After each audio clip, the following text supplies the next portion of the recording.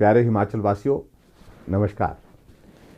हिमाचल प्रदेश में पिछले दिन कोरोना वायरस के मामलों की संख्या बहुत बढ़ी है, लेकिन मैं ये ज़रूर कहना चाहता हूँ, हिमाचल के साथ साथ में पूरे देश भर में पिछले कल कोरोना वायरस के मामलों में रिकॉर्ड बढ़ोतरी हुई है।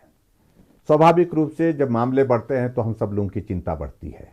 हमने इस सारे विषय को लेकर के सभी अधिकारियों के साथ बातचीत की है। आज सुबह हमारी बैठक हुई है।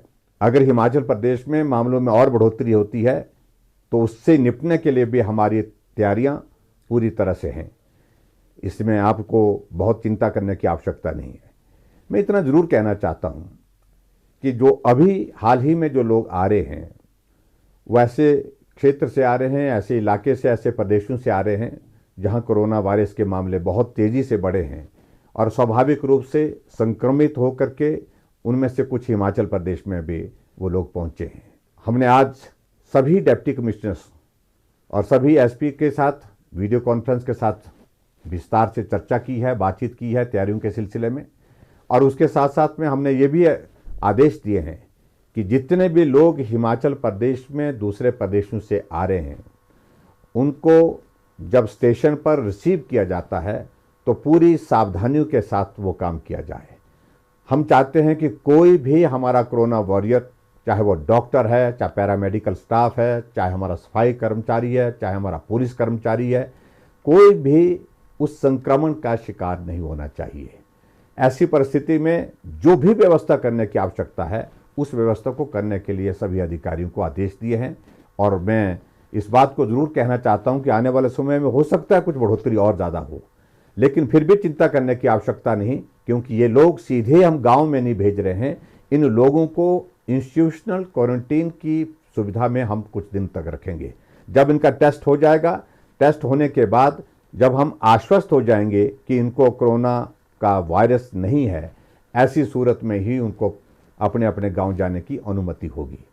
दूसरी तरफ से मैं आप सबसे भी इस बात के लिए निवेदन करना चाहूँगा कि एहतियात और जो परहेज, जो बातें हमने आपके साथ पहले भी की हैं, उन बातों पर ध्यान रखें।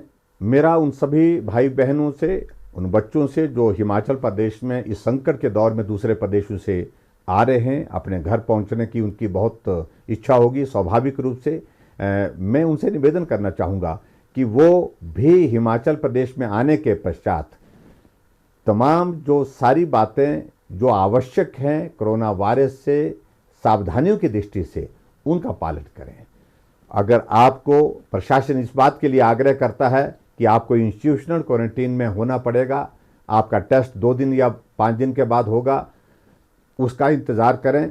मैं इस बात से सहमत हूं कि थोड़ी परेशानी आपको ज़रूर होगी, क्योंकि जिस प्रकार की सुविधा आपको घर में मिलेगी, जिस प्रकार की सुविधा में शायद आप पहले थे, उस प्रकार की सुविधा में आप वर्तमान में उस स्थिति में नहीं हो पाएंगे। अगर हम क्वारंटीन की बात करते हैं तो ऐसी सूरत में थोड़ा वक्त आपको परेशानी ज़रूर होगी, लेकिन वो परेशानी आपको संक्रमण से रोकने में मददगार होगी और आपके परिवार को भी और समाज को भी। और हमारा लक्ष्य है कि हिमाचल प्रदेश में हिमाचल का निवासी आने के बाद स्वस्थ होकर के रहे। ऐसी परिस्थिति में मेरा विनम्र निवेदन फिर से आप सबसे है कि आप आए हैं हिमाचल प्रदेश, आपको ऐसे संकट के दौर में हिमाचल प्रदेश सरकार की ओर से लाने के लिए जो प्रयत्न किया है, उस प्रयत्न को ध्यान में रखते हुए हिमाचल प्रदेश के लोगों के लिए भी आप सहयोग दें ताकि कोरोना वायरस को हम रोक सकें। उस दृष्टि से जो परहेज और सावधानियां बताई गई हैं उनका आप पालन करें। हिमाचल प्रदेश में जो कोरोना वॉरियर जो इस संकट के दौर में बहुत महत्वपूर्ण भूमिका निभा रहे हैं, उन सब का आभार व्यक्त करता हूं, जो अपने जीवन को भी संकट में डाल करके इन लोगों की जीवन की रक्षा करने के लिए काम कर रहे हैं।